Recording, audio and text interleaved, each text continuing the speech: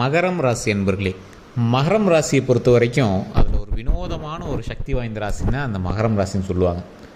கடவுளினுடைய அனுகிரகம் பெற்ற ராசிகளில் சில குறிப்பிட்டதக்க ராசிகள் மட்டும்தான் இருக்குங்க. அதில் அந்த மகர ராசிக்காரர்கள் எதை நினைத்தாலும் அதுக்கு ப்ரீ பிளான் பண்ணி பண்ணுவாங்க. சின்னதாக 1-2 மிஸ் ஆகுமே தவிர மற்ற எல்லாத்தையுமே இங்கே வந்து ஈஸியாக அச்சீவ் பண்ணிடுவாங்க. எதுக்கு எடுத்தாலும் ஒரு பேக்கப் ஒன்று ரெடி பண்ணி வச்சுருப்பாங்க. ரிஸ்க் எடுக்கிறதுக்கு கொஞ்சம் பயப்படக்கூடிய ராசினா அந்த மகர ராசி அப்படின்னு சொல்லுவாங்க. தற்போதைய நிலைமையில் கடனில் கொஞ்சம் மாட்டியிருக்கக்கூடிய ஒரு நேரம், உங்களுடைய தொழில் கொஞ்சம் டல்லாக இருக்கக்கூடிய ஒரு நேரம் அப்படின்னு சொல்லலாம். கவலைப்பட தேவையில்லை, தொழிலுமே இதுக்கு மேலே வந்து சூப்பராக ஓட போகுது. அந்தளவுக்கு நிறைய வருமானமும் வரப்போகுது. நீங்கள் எதை செய்தாலும் சற்று யோசித்து செயல்படக்கூடிய ஒரு நபர். இப்போ வந்து அதை 10 டைம் நீங்கள் வந்து இன்க்ரீஸ் பண்ணணும். தொழில் ரீதியாக சில இடங்களுக்கு மாறுபாடுகள் உங்களுக்கு ஏற்படுறதுக்கான வாய்ப்புகள் அதிகமாக இருக்குது. அதே மாதிரி நீங்கள் தொழில் செய்து கொண்டிருந்த இடத்தில் இட வேறுபாடுகள் அல்லது அதில் ஏதாவது ஆல்ட்ரேஷன் பண்ணுறது அந்த மாதிரி விஷயங்கள் நிறையா இருக்குது. அதே மாதிரி இந்த மகர ராசிக்காரர்களுடைய மாமன் உறவுகள் அந்த மாதிரி இடத்துல கொஞ்சம் எச்சரிக்கையாக இருக்க வேண்டிய வாய்ப்புகள் கொஞ்சம் இருக்குதுங்க. உங்களுடைய தாய் மாமனோ உங்களுடைய மாமன்களோ மகர லக்கினமோ இல்லை மகர ராசியோ அவருடைய தாய் மாமன் அல்லது மாமன் வகையறாவில் கொஞ்சம் ஜாக்கிரதையாக இருக்க வேண்டிய ஒரு காலகட்டம். மற்றபடி ஒன்றும் ப்ராப்ளம் கிடையாதுங்க. ஃபேமிலியில் கொஞ்சம் நல்ல மகிழ்ச்சிகரமான நிகழ்வுகள் நடக்கிறதுக்கான வாய்ப்புகள் அதிகம். வீட்டு வேலைகள் செய்வதற்கான வாய்ப்புகள் அதிகம். வீட்டு பக்கத்தில் இருக்கிற தோட்டம் வேலைகள் இந்த மாதிரி வேலைகள்லாம் கொஞ்சம் புதுப்பிக்கிறதுக்கான நேரம் அதிகம் அப்படின்னு சொல்லலாம். பெயிண்டாவது அடிப்பீங்க. வண்டி வாகனங்கள் கொஞ்சம் பழுது பார்க்க வேண்டிய ஒரு காலகட்டம்.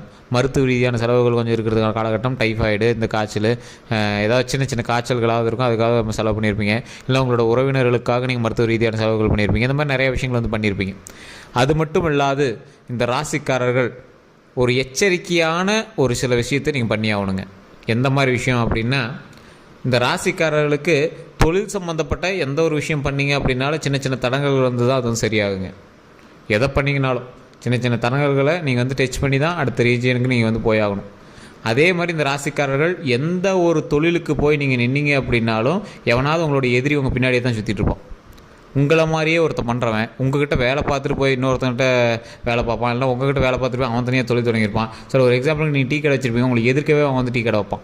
ஸோ இந்த மாதிரி விஷயங்கள் உங்களுக்கு நடக்கிறதுன வாய்ப்புகள் அதிகம். ஸோ அந்த விஷயத்தில் கொஞ்சம் ஜாக்கிரதையாக இருந்துக்கணும். அதே மாதிரி சொந்த பந்தங்கள்கிட்ட நீங்கள் தொழில் ரீதியாகவோ பண ரீதியாகவோ விஷயங்கள் பண்ணிட்டு இருந்தீங்க அப்படின்னா தற்போது நிலைமையில் தேவையில்லாத மனஸ்தாபங்கள் இருக்கிறதுனால காலகட்டம். ஸோ அந்த விஷயத்தில் கொஞ்சம் கவனம் செலுத்துங்க. அதை கொஞ்சம் பார்த்து பக்குவமாக இருந்தீங்க அப்படின்னா ரொம்ப நல்லதுங்க. இந்த ராசிக்காரர்களுக்கு மகிழ்ச்சி அப்படிங்கிறது எதை பேஸ் பண்ணி இருக்கும் அப்படின்னா, மகிழ்ச்சி அப்படிங்கிறது குடும்பத்தோடு இருக்கிறது, பணம் சம்பாதிக்கிறது. இதுதான் நீங்கள் வந்து நினச்சிருப்பீங்க. இந்த ராசிக்காரர்கள் தற்போதைய நிலைமையில் கொஞ்சம் எச்சரிக்கையாக இருக்க வேண்டிய ஒரு காலகட்டம் அப்படின்னே சொல்லலாம். நடுநிலையில் நீங்கள் நிற்பீங்க. எதை பண்ணலாம் அதை பண்ணலாமா, என்ன பண்ணுறனே தெரியல சார், நடுவில் நின்றுட்டுருங்க, என்ன பண்ணுறனே தெரியல, ஒரு ஐடியா இல்லாமல் நின்றுட்டுருக்கு சார் அப்படிங்கிற மாதிரி நீங்கள் நின்றுட்டுருப்பீங்க. அந்த குழப்பம்லாம் இனிமேல் வராது, பிரச்சனையே இல்லை. அந்த குழப்பம் இருப்பவர்கள் தயவுசெய்து ஒரு டைம் நீங்கள் வந்து ஜாதகத்தை செக் பண்ணிக்கோங்க. தசாபுத்தி என்ன நடந்துகிட்டு இருக்குது, உங்களுக்கு இப்போ எப்படி போயிட்டுருக்கு அப்படின்னு ஜாதகத்தை செக் பண்ணிக்கோங்க. இல்லை சார் எங்களுக்கு லோக்கலில் ஜாதகம் பார்த்தா ஒன்றும் செட் ஆகலை, மேட்ச் ஆகலை, சாட்டிஸ்ஃபை ஆகலை அப்படிங்கிறவங்க மட்டும் கீழே டிஸ்கிரிப்ஷனில் நம்பர் இருக்குது, அந்த நம்பருக்கு ஃபோன் பண்ணி நீங்கள் வந்து பேசி தெரிஞ்சிக்கலாம். கண்டிப்பாக பிஸியாக தான் இருப்பாங்க. கொஞ்சம் உங்களுக்கு நல்ல நேரம் அமைஞ்சிச்சு அப்படின்னா பதில்கள் உங்களுக்கு உடனடியாக வரும். ஏன்னா ஒருத்தர் நல்ல நேரம் இருந்தால் மட்டும்தான் அதுக்கு நீங்கள் என்ன பண்ணணும் அப்படிங்கிறதுக்கான ஆன்சரே கிடைக்கும். ஸோ நீங்கள் ஃபோனில் நீங்கள் பேசுகிறதுல நீங்கள் தெரிஞ்சிக்கலாம் உங்களுக்கு நல்ல நேரம் இருக்கா என்னங்கிறது. ஸோ அந்த மாதிரி வாய்ப்புகளை தட்டி கழிக்காமல் நீங்கள் ஜாதகத்தை பார்த்து அதுக்கு தகுந்த மாதிரி ஸ்டெப் எடுங்க. இப்போ இந்த மகர ராசிக்காரர்களோட மேட்டர் வரலாம். இந்த மகர ராசிக்காரர்கள் எப்போயுமே ரிஸ்க் எடுக்காத ஒரு ஆள் அப்படின்னு சொல்லுவாங்க. ஒருத்தர் யாரோ ஒருத்தர் வந்து பணம் போட்டு ஒரு தொழில் பண்ணிகிட்டு இருக்காங்க அப்படின்னா இவர் வந்து அவரை பார்த்து டெமோ பண்ணுவார். இவர் கை காசுலாம் போட மாட்டார். ஃபஸ்ட்டு அவர் என்ன பண்ணியிருக்காரு, ஒரு வருஷம் வெயிட் பண்ணுவோம், அவனுக்கு இது மாதிரி நடந்துச்சுன்னா அது மாதிரி ட்ரை பண்ணி பார்க்கலாம் அப்படின்னு ஒருத்தர் எக்ஸாம்பிளாக எடுத்து பண்ணக்கூடிய ராசிகள் இந்த மகர ராசி ஒன்று. அதே மாதிரி அதீத முதலீடுகள் வந்து போட மாட்டாங்க எந்த இடத்துலையுமே. நிலம் வாங்கினா கூட இதுக்கு செலவாயிருச்சு அப்படின்னு யோசிப்பாங்க. நிலம் வந்து அவர் கையில் தான். நம்ம இப்போ ஒரு மகர ராசி இருக்காங்க அப்படின்னா நிலம் வாங்கியிருக்காங்க அப்படின்னா நிலம் வந்து நம்ம கையில் தான் இருக்க போகுது. ஆனால் அதுக்கு செலவாயிருச்சு அப்படின்னு யோசிக்கிறது. திருமண செலவுகள் பண்ணியிருந்தால் திருமணத்துக்கு இவ்வளோ செலவாயிருச்சு, திருமணத்துக்கு செலவு பண்ணி தான் ஆகணும் அப்படிங்கிறது அவருக்கு தெரியல. ஆனால் திருமணத்துக்கு இவ்வளோ செலவாயிருச்சு, எதெல்லாம் நல்ல விஷயங்களோ அதெல்லாம் செலவானதை அவர் வந்து மைண்டில் வந்து குழப்பிட்டே இருப்பார். அதெல்லாம் தேவைக்காக தான் பண்ணியிருக்கு, அதுவும் அவரோட தேவைக்காக தான் பண்ணியிருக்கு அப்படிங்கிறதே மறந்து பேசக்கூடிய ராசி இந்த மகர ராசி. குடும்பத்தில் நல்ல ஒரு இம்ப்ரூவ்மெண்ட் இருக்கக்கூடிய ஒரு நேரம், குடும்பம் வளர்ச்சி அடையக்கூடிய நேரம், நிலபலங்கள் வாங்கக்கூடிய ஒரு நேரம், கிரயங்கள் நிறைய நடக்கக்கூடிய ஒரு நேரம், வண்டி வாகனங்கள் பழுது பார்த்து சரி பண்ணக்கூடிய ஒரு நேரம் அல்லது புது வாகனங்கள் வாங்கக்கூடிய நேரம், நிலம் வீடு இதெல்லாம் கொஞ்சம் சுத்திகரித்து அதெல்லாம் கொஞ்சம் சரி பண்ணுறதுக்கான ஒரு காலகட்டம். நல்ல ஒரு மகிழ்ச்சியான காலகட்டம் தான், ஒன்றும் லாஸ்லாம் கிடையாது, நல்ல காலகட்டம் தான். உடல் ரீதியான விஷயத்தில் மட்டும் கவனம் தேவை.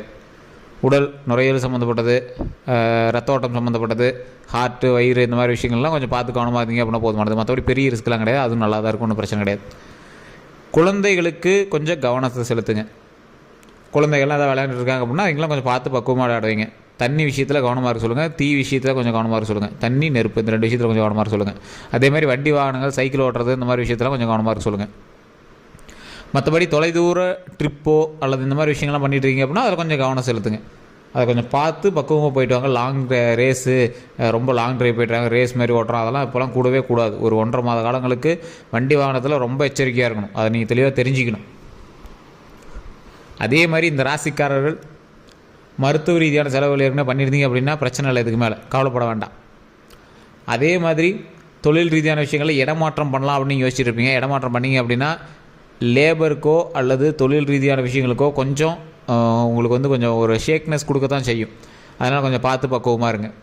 இந்த ராசிக்காரர்கள், மகர ராசிக்காரர்கள், திருமணத்திற்காக காத்து கொண்டு இருக்கக்கூடிய மகர ராசிக்காரர்களுக்கு திருமணம் அமையக்கூடிய ஒரு காலகட்டம். வெயிட் பண்ணிட்டீங்க, திருமணத்துக்காக நீங்கள் வெயிட் பண்ணிட்டீங்க அப்படின்னா இனி ஸ்டெப் எடுத்தீங்க அப்படின்னா ஆட்டோமேட்டிக்காக உங்களுக்கு நல்லது நடக்குதுங்க. நல்லது நடக்குது அப்படின்னா நீங்கள் இப்போ ஸ்டெப்பு எடுக்கணும். ஸ்டெப் எடுக்காமல் ஆட்டோமேட்டிக்காக அமையுமா அப்படின்னு கேட்டால் அதெல்லாம் ஒன்றும் கிடைக்காது.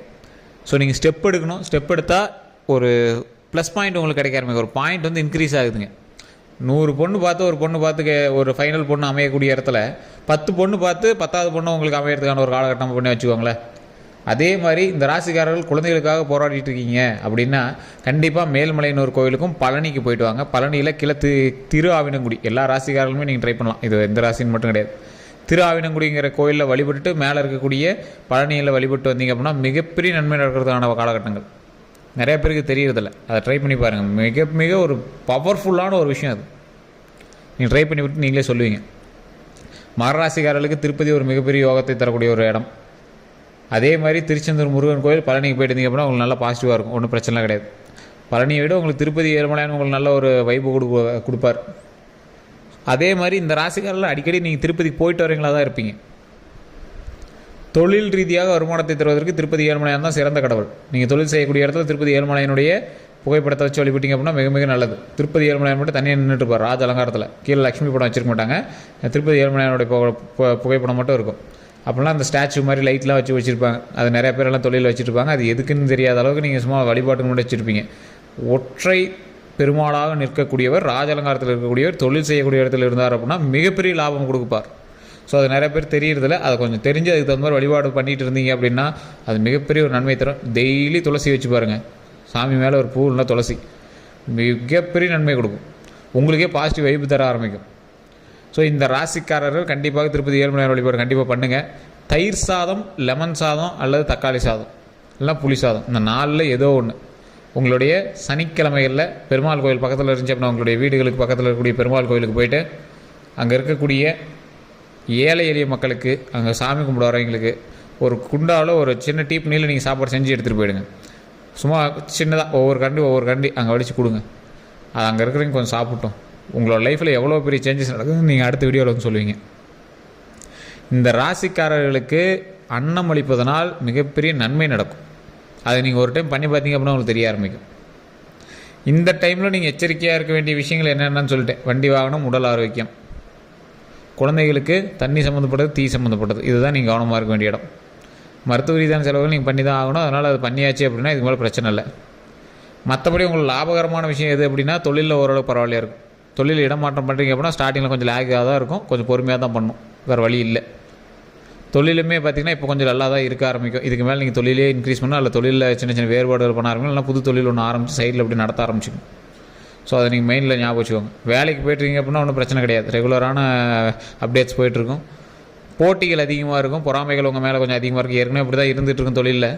அதை கொஞ்சம் கவனமாக செலுத்துங்க. தேவையில்லாத இடங்களில் கோவப்படாதீங்க. இப்போ கடன் இருக்குது அப்படிங்கிறதுனால பயப்படாதீங்க. கொஞ்சம் கொஞ்சமாக சரி பண்ணக்கூடிய ஒரு காலகட்டம், அதனால் பயப்பட தேவையில்லை. இந்த தொழில் ரீதியான விஷயங்கள் பண்ணக்கூடிய நபர்கள் கொஞ்சம் எச்சரிக்கையாக பண்ணுங்கள். லேபர்கிட்ட, உங்கள்கிட்ட வேலை பார்க்குறவங்கக்கிட்ட கொஞ்சம் பார்த்து நடந்துக்கணும். கூட வேலை பார்க்குறவங்க, சக வேலையாட்கள்கிட்ட கொஞ்சம் சரிசமமாக நடத்தணும். சரிசமமாக நடத்துறது மட்டும் இல்லை, கொஞ்சம் வார்த்தைகளை கவனம் செலுத்தணும். பெண்கள் விஷயத்தில் கவனம் தேவை. ஆண்களாக இருந்தால் பெண்கள் விஷயத்திலையும், பெண்களாக இருந்தால் ஆண்கள் விஷயத்திலையும் கவனம் தேவை. தேவையில்லாத கெட்ட பெயர்கள் வருவதற்கான வாய்ப்புகள் இருக்குது. அந்த கெட்ட பெயர்களை தவிர்த்துக்கிட்டு கொஞ்சம் நீட்டாக இருந்தீங்க அப்படின்னா ரொம்பவே நல்லதுங்க. வேறு ஏதாவது கருத்துக்கள் இருக்குது அப்படிங்கிற பட்சத்தில் கமெண்ட் செக்ஷனில் பதிவிடுங்க. கீழே வந்து டிஸ்கிரிப்ஷனில் நம்பர் கொடுத்துருங்க. அந்த நம்பருக்கு ஃபோன் பண்ணி பேசி தெரிஞ்சுக்கிட்டு அதுக்கப்புறம் வேறு எதாவது டீட்டெயிலாக இருந்தாலும் சொல்லிடுங்க. ஏதாவது உங்களுக்கு கருத்துக்கள் வேணும் அப்படின்னா உங்களுடைய பிறந்த தேதி, பிறந்த நேரம், பிறந்த ஊர் இதை மட்டும் நீங்கள் எழுதி வச்சுட்டு நீங்கள் கீழே இருக்கிற நம்பருக்கு ஃபோன் பண்ணி நீங்கள் வந்து பேசி தெரிஞ்சுக்கலாம். வாட்ஸ்அப் மூலமாக தொடர்பு கொண்டாலும் உங்களுக்கான டீட்டெயில் சொல்லுவாங்க. மேலே வந்து லிங்க் கொடுத்துருக்கோம். அதே மாதிரி நம்ம சேனலில் பார்த்துருக்கீங்க அப்படின்னா யூடியூப்பில் பார்த்துருக்கீங்கன்னா சப்ஸ்கிரைப் பண்ணிட்டு பக்கத்தில் இருக்கிற பெல்லை ப்ரெஸ் பண்ணி அதில் ஆல் அப்படின்னு கிளிக் பண்ணிக்கோங்க. அப்போ தான் நோட்டிஃபிகேஷன் வந்து டக்கு டக்குன்னு உங்களுக்கு வருங்க.